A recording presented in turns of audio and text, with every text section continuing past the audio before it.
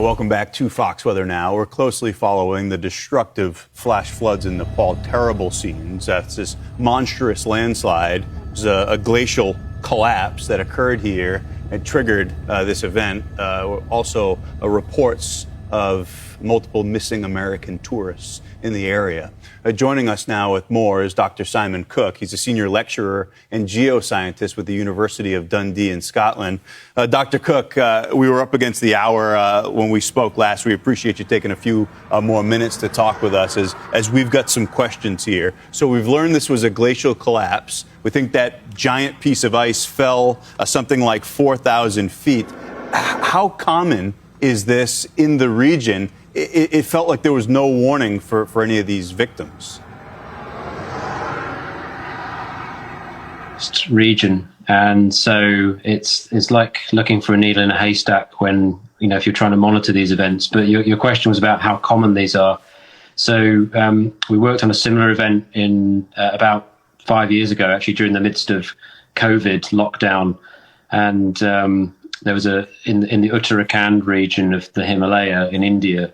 Very similar sort of situation, big ice and rock avalanche into the valley below, similar drop in elevation into the valley below, and then caused a huge flood which destroyed 2 hydropower stations. Maybe some of your viewers might have heard about the event that took place in the Swiss Alps last year, where the village of Blatten was basically wiped off the face of the earth by another glacier collapse there. You can go to 2022 in the Italian Dolomites, so part of the Italian Alps, where again, part of the Marmolada Glacier broke off and destroyed, unfortunately took, I think, 11 climbers with it. So these events, unfortunately, seem to be becoming quite common. And we think that's probably ultimately to do with climate change, but it's very difficult to make a particular determination in this situation based on incomplete evidence and based on a single event. Right. Since the beginning of time, us as people, we lived down into the valleys where all of this ice and water, debris was flowing, and in this case, in such a violent way. If this is becoming a more common thing, is there anything that can be done to surveil the kind of condition via satellite technology, LiDAR, or anything to have some sort of knowledge that an event like this could happen? Yeah, I mean, certainly we've got good access to satellite data, as you were suggesting.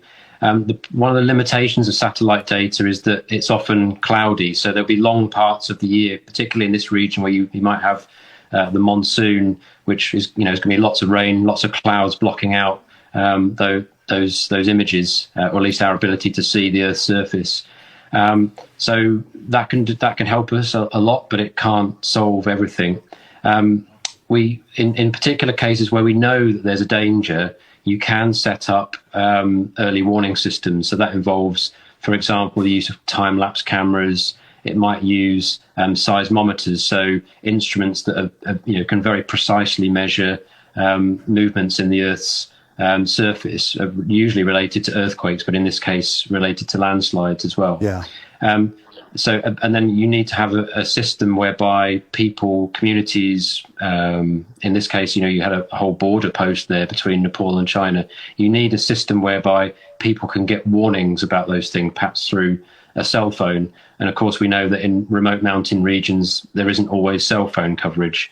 So yes is the answer to your question, but it's, the longer answer is it can be very complicated to actually deliver an effective monitoring and early warning system. Yeah, I understand that. Harder in practice for sure, but this is something like we covered last couple of years. They've had issues, the Mendenhall Glacier, some releases there, flooding in Juneau, Alaska, but they have monitoring in place in some of those scenarios. I know this is brand new. The investigation into all this has just started. Is there anything known about the water rise, the swell? I mean, it seemed like watching this video, an impossible amount of water, ice, and debris found its way down into that valley floor and into the port village. Yeah, I mean, as you say, the investigations are kind of ongoing, and it's going to take days, weeks before we have an opportunity to get through the very diverse range of different data sets. So meteorological data, looking at some of the trying to analyze some of the videos, looking at satellite data, seismic data, and so on. There's a huge amount of data to sift through to try and unpack what has happened here. But there's a team of, I'm in a particular team. There'll be lots of other teams that are poring over these sorts of data sets to try and understand what's happened here. Yeah. This again, I think just the shock factor that this had. It was jaw dropping, and it was horrific for everybody that saw this video as it spread worldwide. First thing this morning. That's Dr. Simon Cook with the University of Dundee in Scotland. Doctor, we appreciate you taking a few minutes with us on Fox Weather today. Thank you. Thanks very much.